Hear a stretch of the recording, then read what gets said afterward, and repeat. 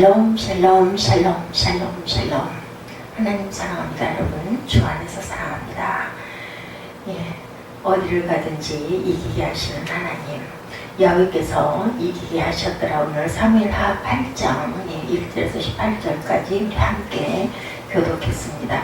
하나님은 다윗에게 그 아들을 통해 거룩한 성전을 짓도록 약속을 하셨고, 그리고 또한 영원한 언약으로 내가 어디서든지 너를 보호하고 언제든지 내가 창대하게 하겠다, 일시로 민족을 지키시겠다라고 약속을 하셨어요. 그죠? 나라와 왕위를 영원히 보존하시겠다, 이렇게 약속하셨습니다. 다윗은 하나님의 은혜에 감격해서 하나님께 감사와 찬양과 간구와 기도를 드리죠. 그 일이 있은 후에 다윗은 주변 나라들을 공격하기 시작합니다. 오늘 8장은 전부 전쟁하고 이기는 내용들만 나타나 있습니다. 한결같이 호신탐탐 이스라엘을 공격해서 인명과 재산을 빼앗으려고 했던 대적들이 다윗으로 인해서 모두 다 참패를 당하는 그런 내용. 다윗은 이스라엘의 가장 큰 위협이 되어왔던 블레셋 족속을 공격하고, 블레셋은 사사시대 내내 그리고 사울왕 시대까지 끊임없이 이스라엘을 공격했던 그러한 나라죠. 그래서 다윗은 블레셋을 첫 번째 정복 대상으로 삼고 공격을 합니다.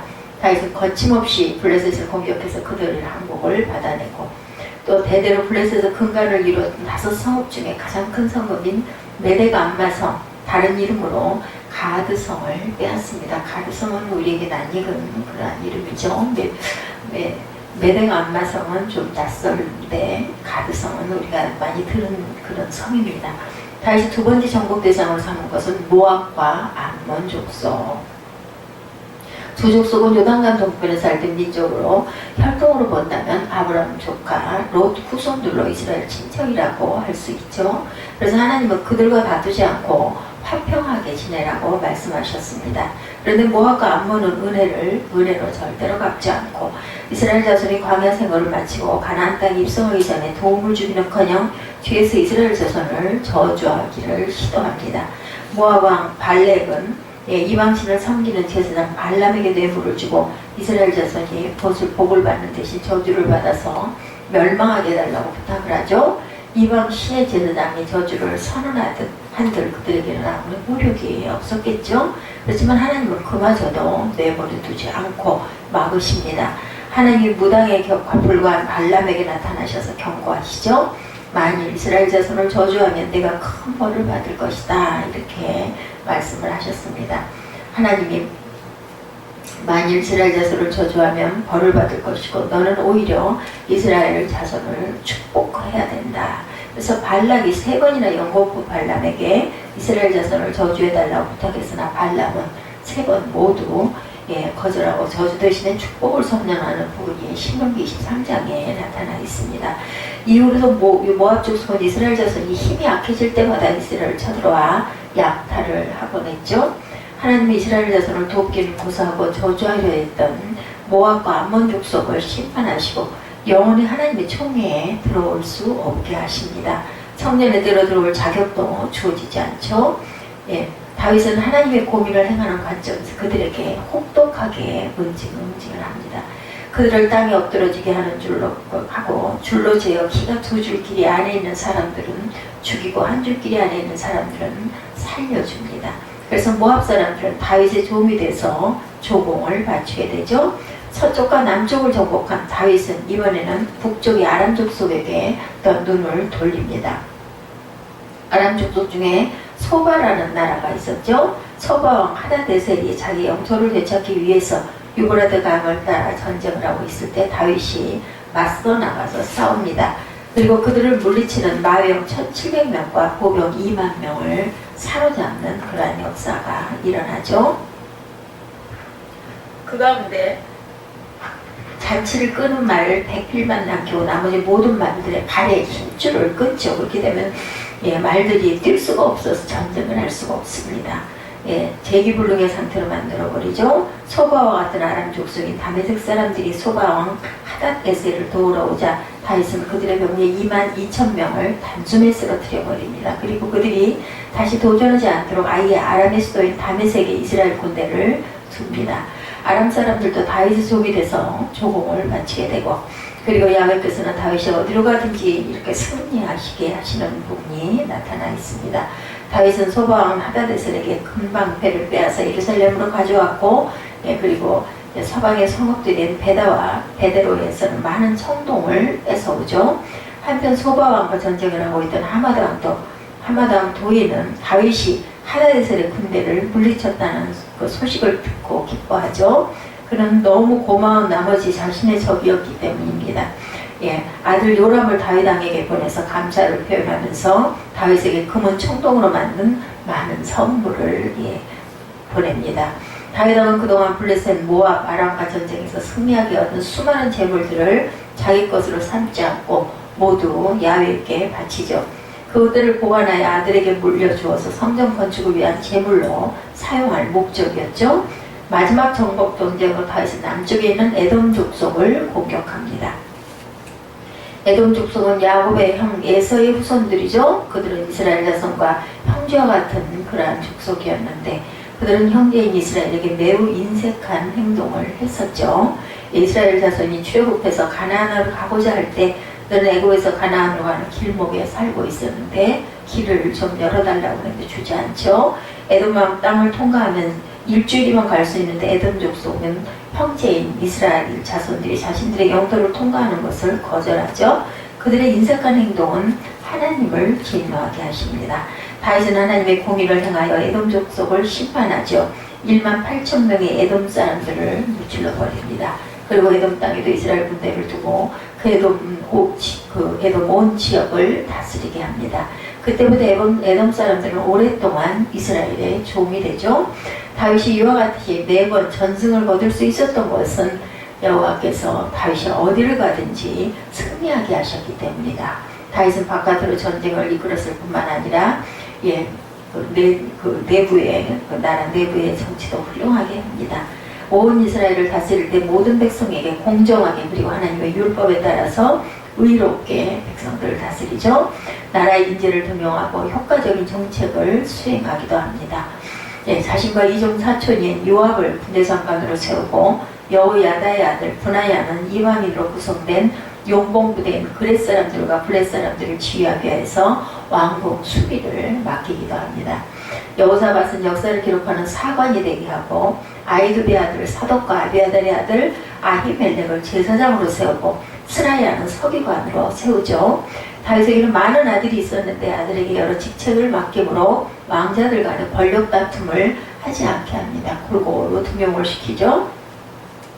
이처럼 다윗은 바깥으로는 모든 전쟁에게 승리해서 나라를 부강하게 하고 안으로는 훌륭한 정치를 해서 나라를 평화롭고 든든하게 세워갑니다. 우리는 다윗의 삶을 보면서 어쩌면 저렇게 멋지게 살고 어쩌면 저렇게 내부나 외부를 저렇게 온전하게 잘 정치를 할까 이런 생각을 하죠. 그런데 다윗의 멋진 삶은 저 멀리 있는 무지개가 아니고 바로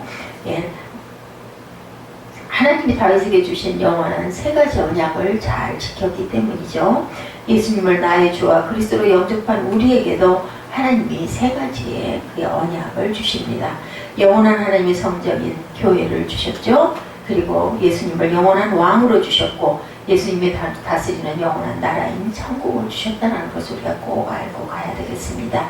그래서 우리도 다윗처럼 어디를 가든지 항상 이기는 삶을 살게 해주셨는데 하나님의 성전인 교회 그리고 예수 그리스도 그리고 영원한 천국 그렇죠. 세 가지. 그런데 우리는 왜 이렇게 자주 넘어지고 자주 절망할까? 다윗의 인생을 자세히 살펴보면 그가 걸어간 길을 우리도 그대로 따라 걸어가야 되겠는데 첫 번째로 우리도 어디를 가든지 이기게 하신다는 것을 믿어야 되겠죠. 오늘 본문에 다윗이 어디를 가든지 야훼께서 이기게 하셨다는 말씀이 두 번 반복됩니다. 사무엘하 8장 6절에 다윗이 어디를 가든지 여호와께서 이기게 하시니라. 14절에 다윗이 어디를 가든지 야훼께서 이기게 하셨다. 이렇게 나타나 있습니다. 다윗이 어디를 가든지 이길 수 있었던 이유는 하나님께서 함께 하시고 도우셨기 때문이죠. 그러면 우리가 다윗처럼 어디를 가든지 이기는 삶을 살려면 야훼께서 함께 하시고 도우시는 은혜를 입으면 되겠죠. 그런데 하나님이 다윗에게만 함께 하시는 것이 아니죠. 오늘 예수를 믿는 우리 모두에게 함께 하신다고 말씀을 하십니다. 즉 임마누엘의 약속을 주셨죠. 마태복음 28장 20절에 볼지어다 내가 세상 끝날까지 너희와 항상 함께 있으리라. 마태복음 14장 16절에 내가 아버지께 구하겠으니 그가 또 다른 보혜사를 너희에게 주사 영원토록 너희와 함께 하게 하시리니 이렇게 말씀합니다. 예수님은 부활로 승천하시면서 세상 끝날까지 항상 함께 있게노라 이렇게 말씀하셨죠. 근데 예수님이 하늘로 올라가셨는데 어떻게 함께 하실 수 있을까? 이 약속을 지키기 위해서 하나님의 영이면서 동시에 예수님의 영이신 성령님을 우리에게 보혜사 성령님, 헬퍼죠, 보내주셨습니다.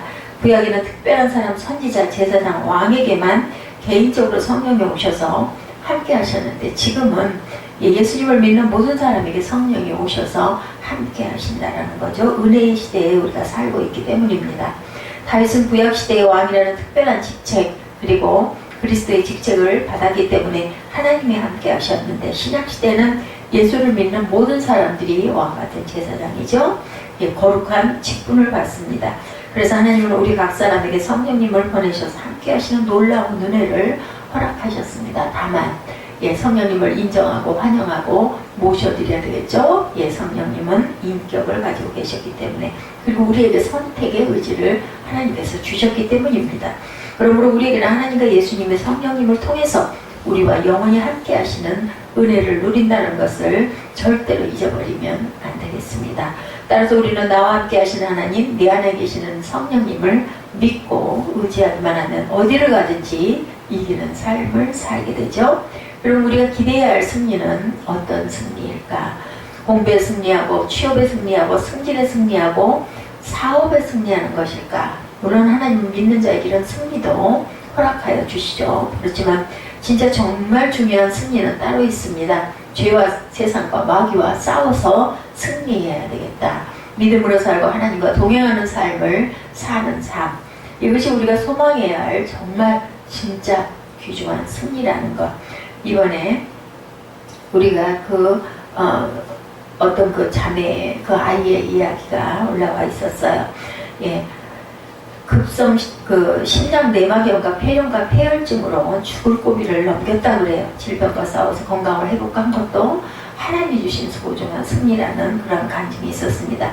그렇지만 더 중요한 것은 이 일을 통해서 많은 사람들이 함께 기도하고 함께 사랑으로 섬기면서 하나님을 바라본 것이 진짜 승리다. 하나님을 의지하고 믿고 입술로 고백하는 사건이죠. 그렇지만 병이 나지 않았다 할지라도 수영 과정에서 하나님을 굳건히 의지했다면 또한 모두 승리한 것이다. 이런 간증을 제가 들었습니다. 하나님은 우리에게 약속하시는 궁극적인 승리는 또한 부활이죠.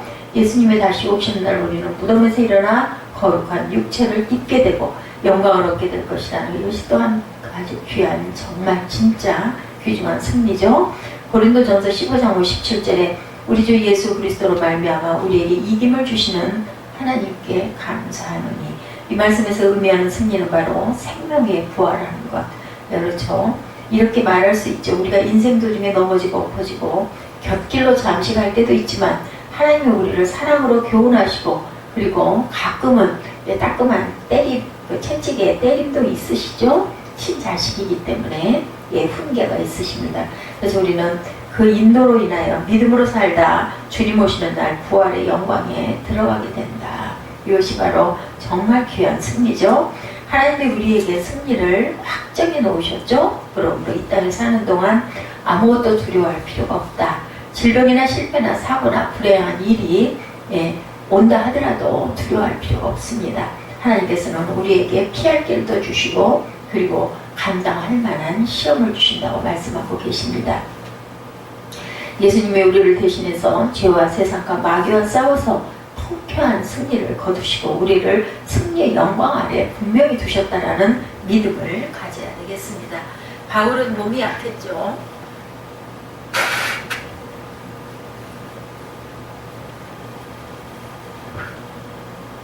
또 언변이 서툴렀습니다. 성결을 가는 곳마다 핍박을 당하고 채찍을 맞고 옥에 갇히고 돌에 맞아 죽을 뻔한 그 고비를 얼마나 많이 넘겼는지 모릅니다. 그리고 굶주리고 목마르고 피곤하고 파선을 당했다라고 증거하죠. 성경에. 육체의 눈으로 보면 매번 정말 너무나 사람이 살 수 없는 그러한 일들을 겪습니다. 그리고 엄청난 패배를 항상 맞이합니다. 그렇지만 바울은 그런 것들을 패배나 실패로 여기지 않죠. 바울은 진짜 승리가 무엇인지 알고 있었기 때문입니다. 그래서 그런 현실에서 패배와 같은 고난이 끝이 없었지만 이렇게 고백하죠. 고린도후서 2장 14절에 항상 우리를 그리스도 안에서 이기게 하시고 우리로 말미암아 각처에서 그리스도를 아는 냄새를 나타내시는 하나님께 감사하노라. 그러하면서도 이렇게 감사하는 그러한 그 신앙, 믿음, 그리고 고백입니다. 우리도 어디를 가든지 다윗처럼 이기는 삶을 살 수가 있다. 하나님과 예수님과 성령님이 우리와 함께 하시기 때문이라는 것입니다. 예수님이 죄와 사망과 마귀를 이기시고 부활하셨기 때문입니다. 그리고 우리에게 마지막 때 부활의 영광이 승리로 주어지죠. 너희는 부활할 것이다. 왜냐하면 주님이 부활하셨기 때문이죠. 그럼 우리는 이 땅에 사는 동안 크고 작은 실수와 실패와 고난을 두려워하지 말고 오직 믿음으로 담대하게 살아나가야 되겠습니다. 두 번째, 승리 후에 하나님께 감사로 영광을 돌려야 되겠다. 다윗은 어디를 가든지 야훼께서 이기게 하셨고, 다윗이 기특한 것은 승리를 통해서 얻게 된 전리품, 많은 금은 돔, 이러한 그 보화들을 모두 하나님께 바친 것, 자신의 부귀영화를 위해서 절대 사용하지 않은 거죠.